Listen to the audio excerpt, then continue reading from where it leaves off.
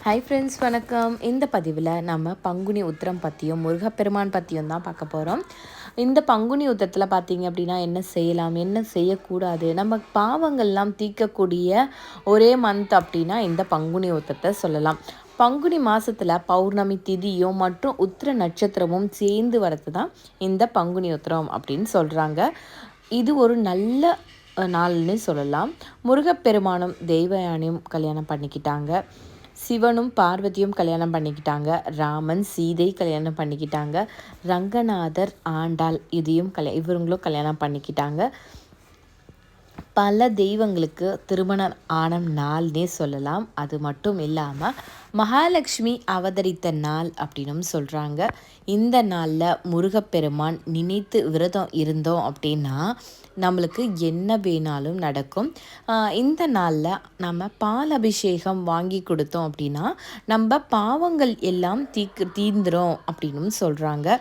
இந்த வருஷம் பார்த்திங்க அப்படின்னா ஏப்ரல் 1 புதன்கிழமை வருது. அதுவும் இல்லாமல் முன்னாடி நாள் மார்ச் 31 பார்த்திங்க அப்படின்னா செவ்வாய்க்கிழமை வந்துருச்சு. அது கூடவே பார்த்திங்கன்னா பங்குனி உத்திரம் நட்சத்திரமும் அன்னைக்கு பிறந்துச்சு. அன்னைக்கும் நீங்கள் விளக்கேற்றிக்கலாம்.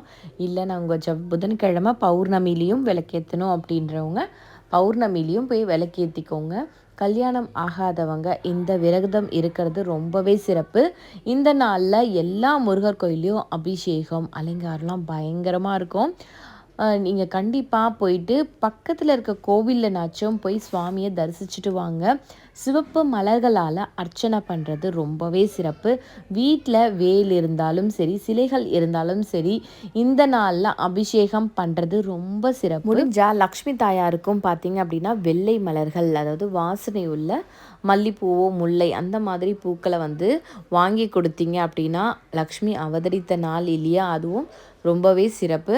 உங்கள் வீட்டில் சுப நிகழ்ச்சி நடக்கணும் அப்படின்னா இந்த பங்குனி உத்திரத்தை மிஸ் பண்ணுறாதீங்க.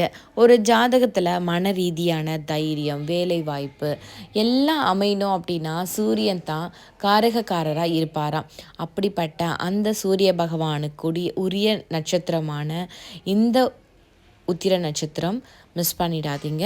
அன்னைக்கு ஒரு நெய்வேத்தியம்னாச்சும் சுவாமிக்கு முன்னாடி, அதாவது சூரிய பகவானுக்கு முன்னாடி ஒரு சொம்பு தண்ணி எடுத்து தரையில் விட்டுருங்க. ஒரு செடிக்கு மேலே விடுற மாதிரி விட்டுட்டு அந்த தண்ணி எடுத்துட்டு நம்ம நெத்தியில் விட்டுட்டு என்ன ப்ரேயர் பண்ணி சுவாமிக்கிட்ட கேட்குறோம் அப்படின்னாலும் கண்டிப்பாக அந்த சூரிய பகவான் நம்மளுக்கு கொடுப்பாரு.